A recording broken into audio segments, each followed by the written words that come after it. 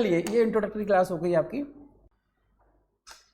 तो इससे typically CPC में जाने से पहले you will have to understand the concept of substantive laws and procedural laws. ये कॉन्सेप्ट है और आपका जो एंटायर सिलेबस है जुडिशरी का, इसको ब्रॉडली आप 2 कैटेगरीज में डिवाइड कर सकते हैं। One is what factual portion and दूसरा पार्ट है आपका कॉन्सेप्ट्स का। तो जो फैक्चुअल पोर्शन तो है वो तो ईजी भी है, लेकिन डिफ़िकल्टी तब आती है जो रिवाइज नहीं करते हैं। लेकिन जो कॉन्सेप्ट्स हैं वो क्लियर होने बहुत ज़रूरी है कि एक बार वो गलत हो गए तो बहुत डिफ़िकल्टी आती है। तो जो बहुत बेसिक चीज़ें हैं, जैसे मैंने बताया कि मैं इंटरव्यू में पूछता हूँ कॉमन इंटेंशन, ठीक, तो वो बहुत बेसिक चीज़ पूछी मैंने। अगर आप बहुत बेसिक चीज़ नहीं बता पा रहे तो वो ज़्यादा बुरी चीज़ है। सो यहीं से हम लोग बेसिक से स्टार्ट करेंगे। और क्योंकि ये सीपीसी एक प्रोसीजर लॉ है, तो सब्सटेंटिव लॉ और जो प्रोसीजर लॉ है इसका क्या कॉन्सेप्ट है और एग्ज़ाम के पॉइंट ऑफ व्यू से कहाँ कहाँ पर ये चीज़ें हमारे लिए आ सकती हैं। I will be guiding that also कि भाई यहाँ से आपके क्वेश्चंस भी आएंगे। एक क्वेश्चन आपके प्रीलिम्स में आता है कि out of the following which of the following are statements are correct और रॉन्ग। कौन कौन से स्टेटमेंट्स करेक्ट हैं, कौन कौन से करेक्ट नहीं हैं, इस तरह क्वेश्चन आपने देखे होंगे और वो अधिकतर आपके कॉन्सेप्ट से आते हैं। मेरी कोई सी भी क्लास की रिकॉर्डिंग निकाल लो, मैं हमेशा बताऊंगा आपको यहाँ से स्टेटमेंट्स बनते हैं, ऐसे बनते हैं। उससे क्या है, पढ़ने का तरीका आ जाता है।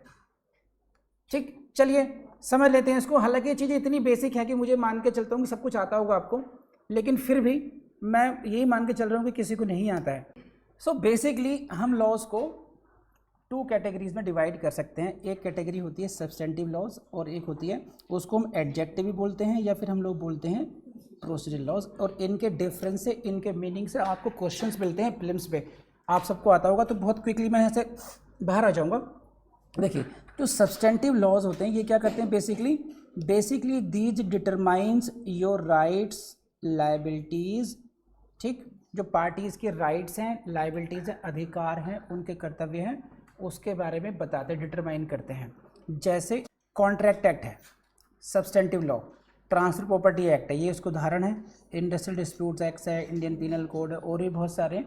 तो इन लॉज में आप क्या देखते हैं, जैसे इंडियन कॉन्ट्रैक्ट एक्ट है तो how the contract is formed, और उनके जो म्यूचुअल राइट्स हैं, ऑब्लिगेशंस हैं, वो सारे चलते हैं, पता है इसमें।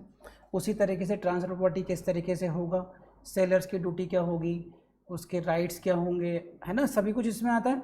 सेल ऑफ गुड्स है, अनपेड सेलर के राइट्स क्या होंगे, सेलर के राइट्स, बायर के राइट्स, उन दोनों की ड्यूटीज़। तो जितने भी आपके सब्सटेंटिव एक्ट्स हैं, basically they are telling you what are your rights, what are your duties. ये आगे सर है। अब इसी के साथ साथ देखिए, आपको ये चल गया पता सर, ये यतेंद्र भाई सबको इनको राइट दे दिया गया कि ये लो, ये चेक है 1000 करोड़ का, you are entitled to the rupees of 1000 crore, और ये रहा आपके चेक। ठीक, अकाउंट पे ही चेक है। क्या मिल गया इनको, ही गॉट द राइट। अब ये कह रहा है कि जाऊं कहाँ मैं इसको लेने के लिए पैसे को, how can I get that money, should I go to some sabzi wala, मिठाई वाला, किसके पास जाए ये, बिकॉज इसको आगे कुछ नहीं पता, ये केवल राइट एक पेपर मिल गया इसको। तो आप मुझे बताइए, if he is not able to encash that, what is the value of that cheque, that is zero, that is simply paper. आपको राइट मिल गए, लेकिन आपको उसको इंप्लीमेंट करने की मशीनरी नहीं पता, you don't know the procedure how to implement that right, then that right in itself becomes meaningless. Is it not so? हाँ है ना? मैंने कितना एग्जाम्पल दिया आपको, 1000 करोड़ के लिए वेस्ट है नहीं। उसी तरीके से मान लीजिए अपोजिट कर लीजिए, किसी पार्टी को 2 पार्टी में डिस्प्यूट है, ये डिसाइड कर दिया गया कि तुम इसको 1000 करोड़ रुपए दोगे, ठीक है जतिन, खुश हो ना, अब डिसाइड हो गया तुम्हें देगा। अब नहीं देगा तब कैसे होगा, आगे की बात पता ही नहीं। राइट तो मिल गया, खुश तो हो गया, लेकिन हाउ टू इम्प्लीमेंट दैट ये नहीं पता। इट मीन्स सब्सटेंटिव लॉज ने विच determine your rights and duties, which determines the offenses or their punishments, they becomes valueless if there is no machinery for implementation of the rights or the duties or the offenses. अगर उन rights की, अधिकारों को, कर्तव्यों को या आपके अपराध हैं और उनको, उनके पनिशमेंट को, उनको इम्प्लीमेंट करने की कोई मशीनरी नहीं है, कोई प्रोसीजर नहीं है, तो वो सिंपली डेफिनेशन होगी, सिंपली राइट हो गया, पेपर वर्क हो गया, उससे हमें कुछ मिलेगा नहीं उसमें। इसलिए हमें कुछ और भी चाहिए। Now we need certain kind of machinery, we need certain kind of methods, we need certain kind of procedure जो हमें उन राइट्स को इम्प्लीमेंट करने में हेल्प करे। And therefore we have drafted certain laws, and that is the second category of laws, and that is called procedural laws or adjunctive laws. What they do? They prescribes what? Practice. They prescribe procedure.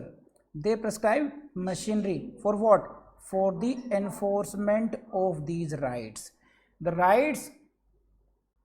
rights which were determined by the substantive law, उन rights को implement करने के लिए जो machinery required है, means जैसे IPC की बात करते हैं हम लोग, IPC defined murder, now you need machinery, now how that person can be arrested, how the formation can be registered, FIR can be registered, how the investigation will be conducted, ये सारा procedure हो गया। Machinery में क्या आ गया? Police officials आ गए, public prosecutor आ गए, judicial system आ गया, तो ये मशीनरी आ गई, प्रोसीजर आ गया। तो these all are given in your criminal procedure code, CrPC, है नी। इसी तरीके से अगर आपका कॉन्ट्रेक्चुअल राइट्स वायलेट हो रहा है तो you can go for the civil code and then you can follow the procedure of prescribed by the CPC. CPC बताता है कि कहाँ पर आपको अपनी कंप्लेंट फाइल करनी पड़ेगी। कंप्लेंट क्या बोलते हैं इसमें? प्लेंट कैसे फाइल होगी, फिर डब्ल्यूएस कैसे फाइल होगा, कितने दिनों फाइल होगा, कौन कौन सी कोर्ट कॉम्पिटेंट होंगी उसके लिए, पूरी की पूरी मशीनरी, पूरा का पूरा प्रोसीजर किसने बताया? सीपीसी ने बताया, सीआरपीसी ने बताया। इनको हम बोलते हैं प्रोसीजरल लॉज। तो you will see substantive laws and procedural laws, these two category of laws are complementary to each other. Procedure ही मान लीजिए, if there are only procedure, उसमें ये आ जाए कि अगर कोई अपराध होगा, अगर कोई कॉग्निजिबल ऑफेंस होगा, then the matter can be reported to the police. ये पूरी सीआरपीसी आ गई, है ना। अब यू डोंट नो वेदर ये अपराध है या नहीं है। सपोज करो जैसे abduction is an offence at present, right. अब आप महाभारत काल में चले जाइए, हरण करना स्त्री का वो ऑफेंस नहीं माना जा रहा था उस समय। जिसने हरण कर लिया, स्त्री उसकी हो गई, बात खत्म, है कि नहीं है। आपके परम पूजनीय भीष्म पितामह खुद 3 राजकुमारियों को हरण करके लाए थे, फैक्ट है। देखते हैं हम लोग, विचित्र वीर्य के लिए लेकर आए थे। मतलब बहुत सारी कहानी आप देखे होगी। तो डेफिनेशन तो है ही नहीं। When there is no definition what act can be considered to be an offence, FIR करेंगे कैसे, अरेस्ट करेंगे कैसे, अगर ये डिफाइन ही नहीं है, अगर ये पता ही नहीं कि देवांश ने अपराध करा या नहीं करा। मान लीजिए इसका मोबाइल उठा के ले जाए, ठीक, और यतेंद्र कहे कि ये तो चोरी कर ली तुमने, कह रहे कहाँ लिखा है, कहाँ लिखा है? अगर आईपीसी हो ही ना, मैं तुम्हारे कब रिपोर्ट करूंगा, अगर कर दो, पुलिस वाले कहेगा इसने अपराध किया, पहले ये तो बताओ कौन सा अपराध किया, अगर चोरी किया बताओ कहाँ लिखा है। In the absence of substantive laws even the procedural laws are meaningless. So in the absence of procedural laws, substantive laws are meaningless. In the absence of substantive laws, तो vice versa है ये, तो both are complementary to each other. तो I hope ये concept समझ में आ गया होगा आपको। इसमें क्वेश्चन कहाँ से आएंगे ये देख लीजिए। बस ये आपको इनके मीनिंग से क्वेश्चन आते हैं। सब्सटेंटिव लॉ का मीनिंग क्या है? टेक्निकली काम की बात इतनी सी है कि ये these determine the rights and liabilities of the parties, इतनी लाइन को घोट लीजिएगा। एडजेक्टिव और procedural laws provide for practice, procedure, machinery etcetera. ये डेफिनेशन से क्वेश्चन आते हैं। कहाँ से क्वेश्चन आएंगे? Statement based. Which of the following statement is correct और इस तरीके के।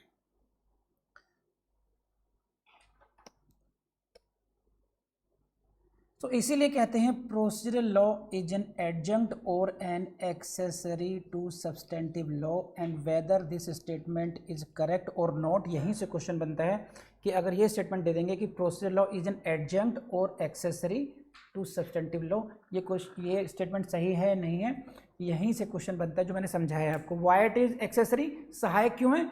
जो राइट्स हैं आपको उनको इम्प्लीमेंट करने में हेल्प करता है। सही है। कॉम्प्लीमेंट्री टू ईच अदर हैं, इंटरडिपेंडेंट हैं, एक दूसरे पर आश्रित हैं, यही सब एक ही कॉन्सेप्ट है, समझा दिया मैंने आपको। ये लाइन समझिए इसमें, और यहां से कई बार आप you can expect questions in your prelims. Procedural law puts life into substantive law, whether this statement is correct और not. Procedural law puts life into substantive law, बात वही है जो मैंने भी समझाया आपको। Substantive law is meaningless if there is no remedy, तो that right, determination of right is meaningless. That is why it is the way of saying something कि procedural law puts life into the substantive law. Substantive law ने आपको अधिकार दिया, rights दिए, but you can not implement those rights without the help of the procedural law. तो उसमें जो प्राण फूके वो किसने फूके? प्रोसीजरल लॉ ने, इसलिए कहते हैं। और ये स्टेटमेंट राइट है, इसको ध्यान रखिएगा। और कैसे करते हैं? By providing a remedy for that. और एक स्टेटमेंट और याद है कि procedural law implements well known maxim ubi jus EV रिमेडियम। उबी जस ईवी रिमेडियम एक मैक्सिम है, इसका मीनिंग है where there is right there is remedy. जहाँ पर अधिकार है वहाँ पर उपचार भी होगा। तो ये प्रोसीजरल लॉ वही काम करते हैं कि they provide the remedy for the right, implement करते हैं उस राइट को, इसीलिए ये कहते हैं। अब इसका रिवर्स हो सकता है, देखिए थिंग्स आर वेरी सिंपल। खुशबू कितना आसान है ना। अब इसको मुश्किल करता हूँ, देखो write down which of the statements are correct. इसका रिवर्स कर दो। Substantive laws implements the maxim ubi jus EV रिमेडियम। Procedural law की जगह मैंने सब्सटेंटिव लॉ कर दिया, ये स्टेटमेंट रिवर्स हो गया, रॉन्ग हो गया ये। तो एग्जाम में आप लोग जब लेंथी पेपर आता है तो उस समय आपकी टेस्टिंग होती है दो चीज़ों की, एक्यूरेसी एंड स्पीड की, ध्यान रखना। तो इस तरीके से आपकी एक्यूरेसी होनी चाहिए कि पढ़ते हुए आपको समझ में आ जाए कि प्रोसीजरल लॉ लिखा है या सब्सटेंटिव लॉ लिखा है। यानी कि हाफ लाइन आपको करेक्ट दिखेगी, एक ही फ्रेज को वो चेंज कर देंगे। सब्सटेंटिव लॉ की जगह क्या कर दिया उन्होंने? प्रोसीजरल लॉ कर दिया। प्रोसीजरल लॉ की जगह क्या कर दिया उन्होंने? सब्सटेंटिव। तो कॉन्सेप्ट समझने के बाद भी हमसे क्वेश्चन गलत हो सकते हैं अगर हमारी रीडिंग सही नहीं होगी। चलिए एक पॉइंट याद आ गया मुझे, वहीं पे मैं आपको समझाया था। अभी एडी का एग्जाम आपके सामने देकर आए, इन्होंने क्या कहा आपको? अभी पेपर वॉज लेंदी, बहुत लेंदी पेपर था। सही है। ये भी एक कंपल्शन है कि पेपर लेंदी है, ये भी एक सच्चाई है कि मुझे इसे पास भी करना है, और ये भी कि आखिरी बार ऐसा लेंदी नहीं आया, कल को भी लेंदी पेपर आ सकता है। तो अब उस लेंदी पेपर का मतलब क्या होगा? टाइम कम है, टाइम कम हुआ उसको सोल्व करने के लिए। तो कैसे करना चाहिए मैनेज इसको? How can it be managed? एक तो तरीका ये है, क्वेश्चन आया, पढ़ रहे हैं हम और याद कर रहे हैं, कहाँ था ये? If you are taking pause of even of 5 seconds on each question you are going to fail.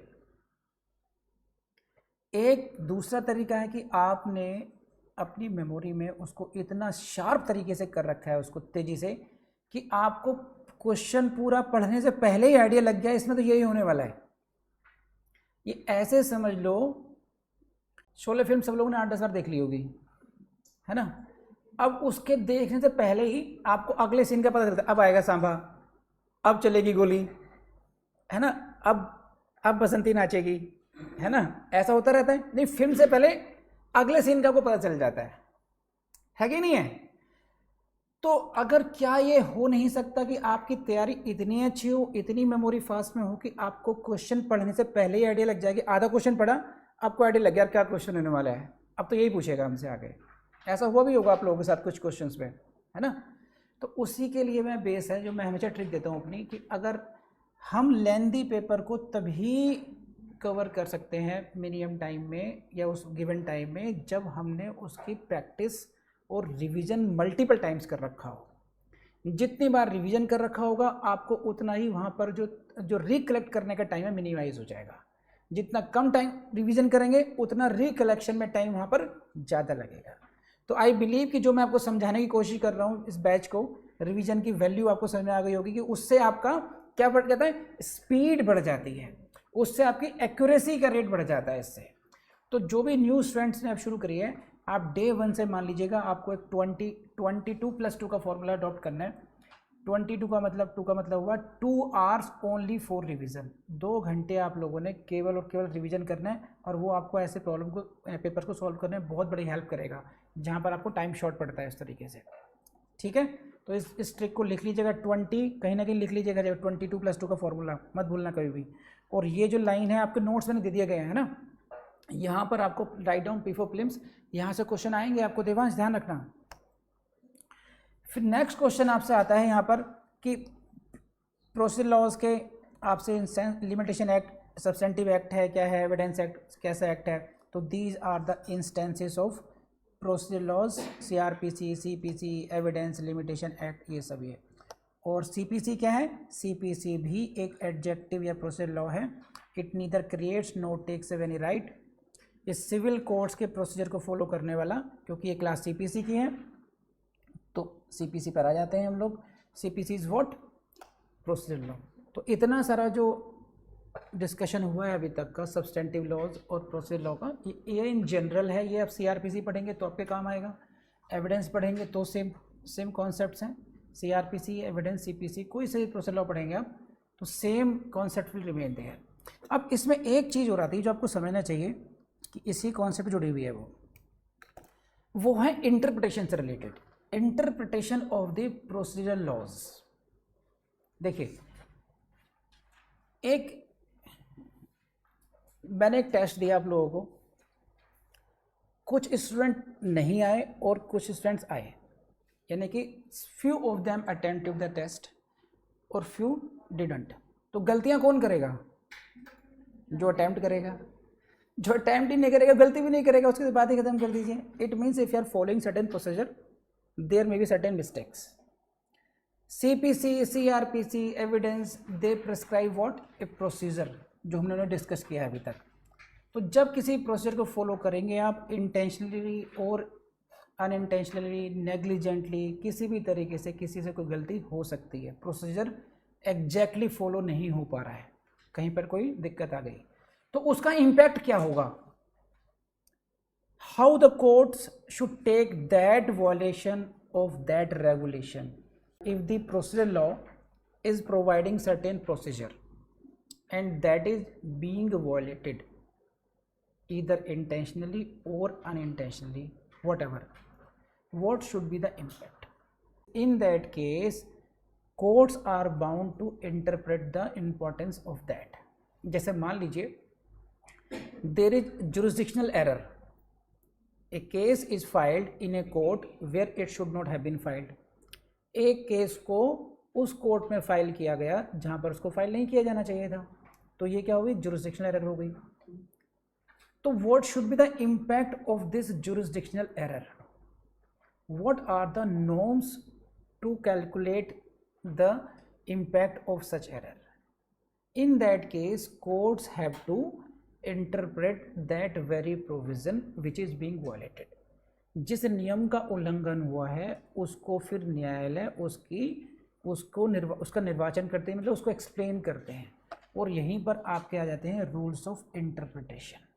ठीक है, तो यहाँ पर सब्सटेंटिव लॉज और प्रोसीजर लॉज में जो रूल्स रिगार्डिंग इंटरप्रिटेशन हैं वो इम्पॉर्टेंट हैं। आपके नोट्स में लास्ट में मैंने कुछ केस लॉज भी दिए हुए हैं, उन केस लॉज से आपको क्वेश्चंस मिलेंगे। ठीक है, उन स्टेटमेंट से क्वेश्चन मिलेंगे, इंपॉर्टेंट, बड़े इंटरेस्टिंग उसमें स्टेटमेंट्स दिए गए हैं उसमें, तो उनको मैं आपको समझाता हूँ कि व्हाट इज़ द, ये जो कॉन्सेप्ट है पूरा कॉन्सेप्ट आपको समझा देता हूँ, और कहाँ कहाँ से क्वेश्चंस आएंगे ये भी समझा देता हूँ।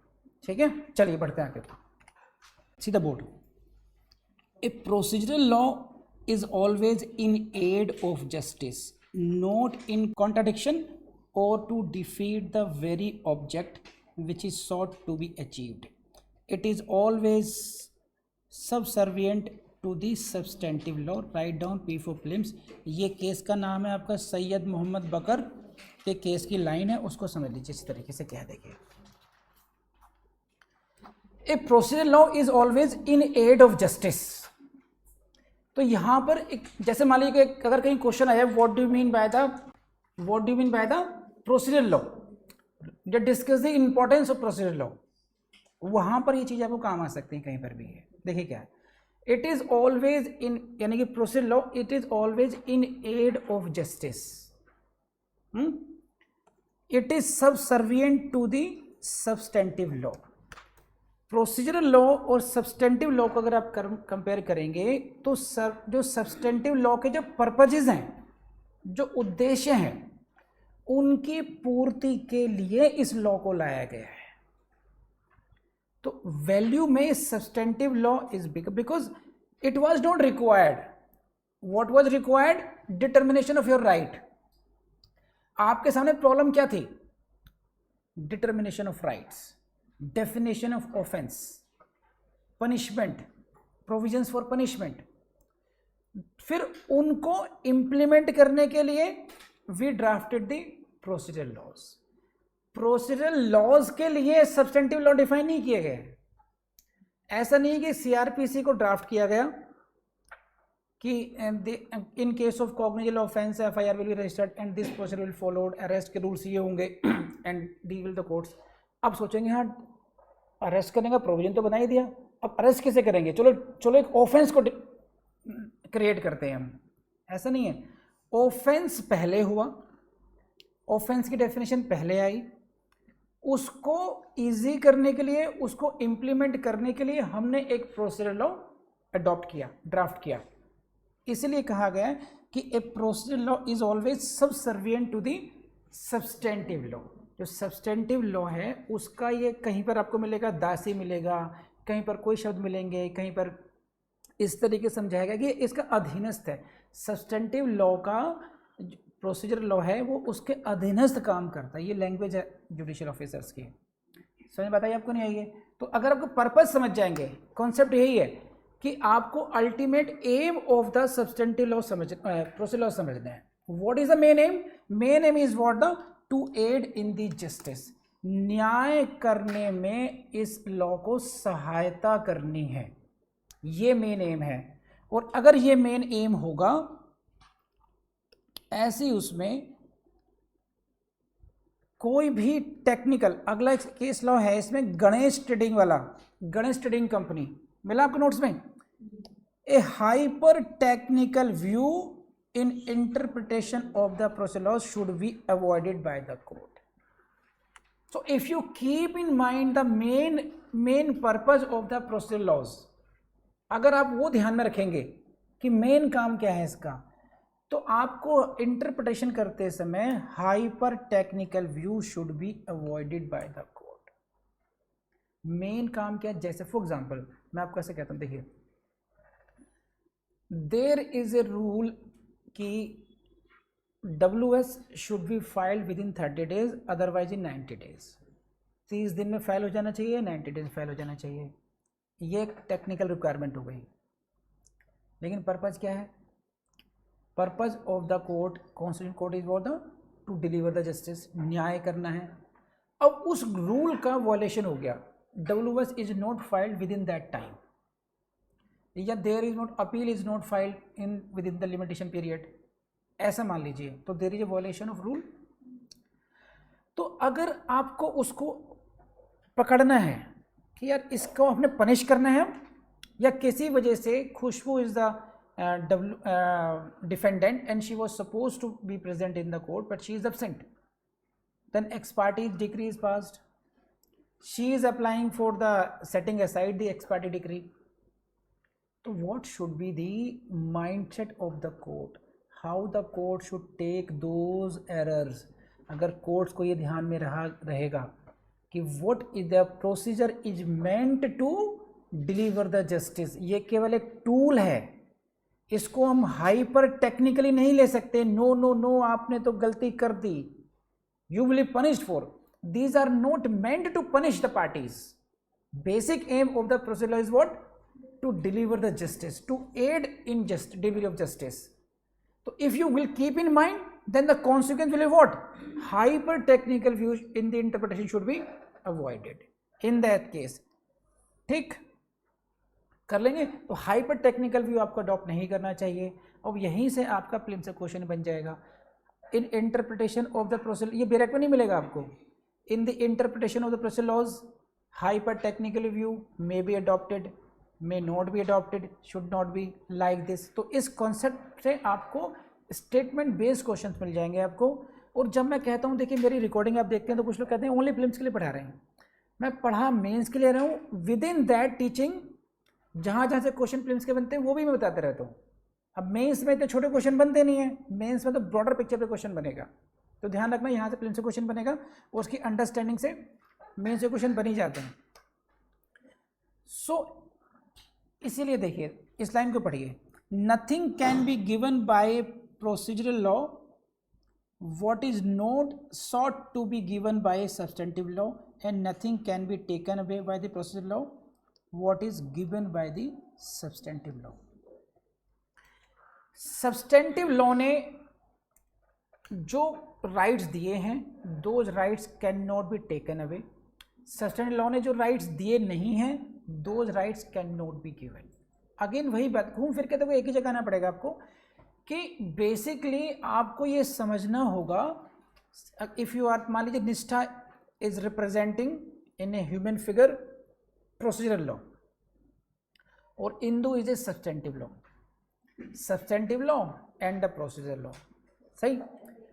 तो इसको, ये निष्ठा को समझना पड़ेगा कि तेरा जो रोल है इंदू को असिस्ट करने का है, इंदू की दासी बन के रहना है तुमने, इंदू की मालकी बनने की कोशिश नहीं करना। जो काम उसने कहे हैं वही करने हैं, जो नहीं कहे वो नहीं करना है। तो you have to follow the commands of Indu, that is the substantive laws. तो you can not be given more value than the substantive, क्योंकि आपका रोल क्या है कि इंदू जहां जाएगी उसे गर्मी लग रही पंखा चलक दो, प्यास लग रही पानी पकड़ा दो उसको, you are there to help her. समझ रहे बात? अब आप समझ में आएगा इनको, you are there to help her. तो procedural laws are meant to assist the implementation of the substantive laws. इसीलिए ये बात कही गई है, बोलो मत, nothing can be given by the procedural laws which is not given by the substantive laws. तो you will have to see कि जो इंटरप्रिटेशन कहीं ऐसी ना हो जाए कि जो सब्सटेंटिव लॉ का इफेक्ट था आप उसके अपोजिट जा रहे हैं। हुकुमचंद साहब ने क्या कहा है, इसको भी देख लेते हैं। Provisions of the code therefore should be construed liberally, technical objection should not be allowed to defeat the substantial justice. Construed liberally पर क्वेश्चन आएगा, राइट डाउन बिफोर प्रीलिम्स कि जो प्रोसीजरल लॉज हैं उनके प्रोविजंस को, उसका जो कंस्ट्रक्शन है, उनकी जो एक्सप्लेनेशन है वो कैसे लिबरली होना चाहिए या उसको स्ट्रिक्ट इंटरप्रिटेशन होनी चाहिए। एक वर्ड होता है स्ट्रिक्ट, स्ट्रिक्ट इंटरप्रिटेशन, एक है लिबरल इंटरप्रिटेशन। इसको समझ लीजिए। देखिए, लिबरल कंस्ट्रक्शन का मतलब है कि आप हाइपर टेक्निकल व्यू अडॉप्ट नहीं कर रहे हैं, आप इस इंटेंशन से रखेंगे, जैसे मान लीजिए,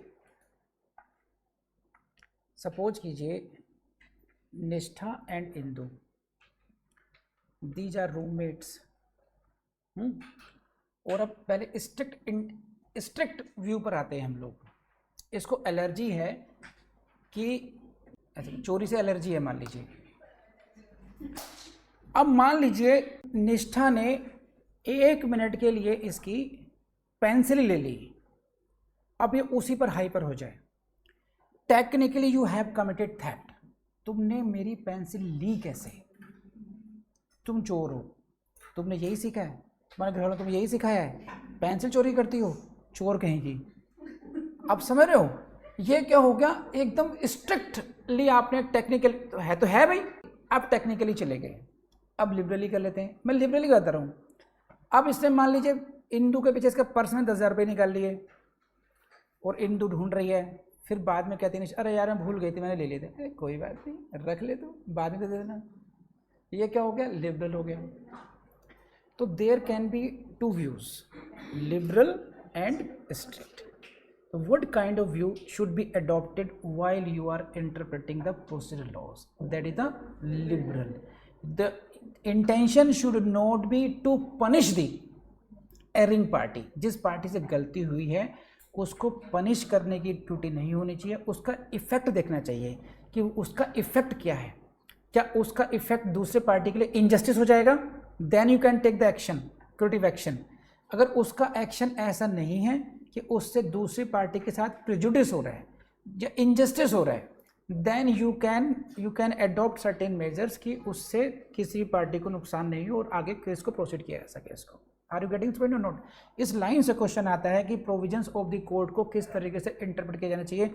this should be the liberal construction.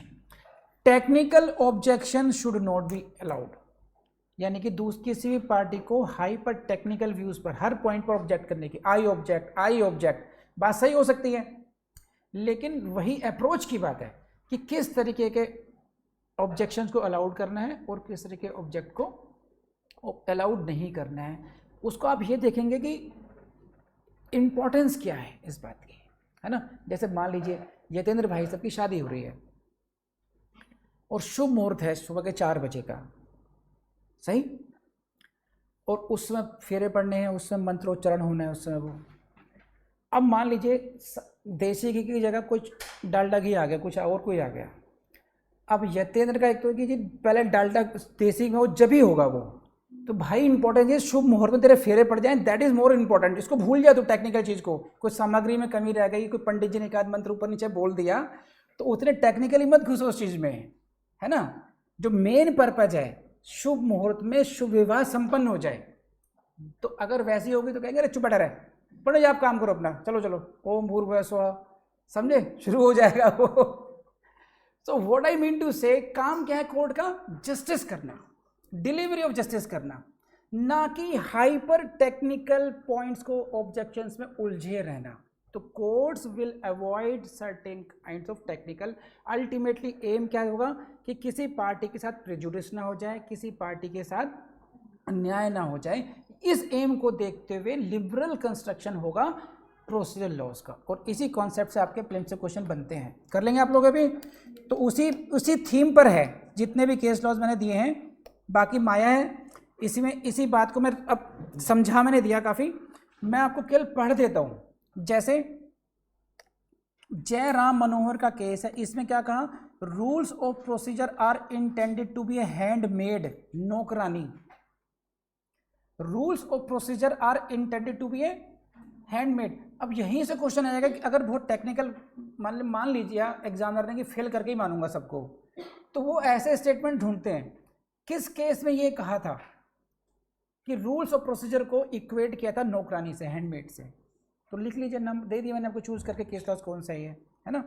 Handmade to the administration justice, rules of procedure are intended to be handmaid to the administration of justice. न्याय के प्रशासन में हैंडमेड का काम करती है, नौकरानी जैसे काम करती है, वही रोल है प्रोसीजरल लॉ का इन डिस्पेंशन ऑफ जस्टिस में बस। तो इसलिए इनका कंस्ट्रक्शन लिबरल होना चाहिए। इस लाइन को याद रख लीजिएगा, किस केस में ये लाइन आई थी। A party can not be refuse just relief. अगर किसी पार्टी को एंटाइटलमेंट है रिलीफ का, तो just because he has committed some mistake, negligence, inadvertence, even infraction of the rules, इसीलिए उसको उस रिलीफ से डिवॉइड नहीं किया जा सकता। If a party is entitled to some relief, तो जस्ट उससे कोई गलती हो गई है उसको पनिश नहीं कर सकते हैं हम लोग। ये देखिए, an action at law should not be equated to a game of chess. Raj Narayan Indira Nehru Gandhi का केस में लाइन है ये, an action at the law should not be equated to a game of chess. तो इस तरीके की जो इंपॉर्टेंट लाइंस हैं, ये आपके कहीं ना कहीं क्वेश्चन बन जाते हैं। यहाँ से देख लीजिएगा आप, ये बस बाकी सब ये रहा। स्टेट ऑफ पंजाब, श्यामलाल मुरारी में, we must always remember that procedure law is not to be a tyrant, तानाशाह नहीं है, बट ए सर्वेंट।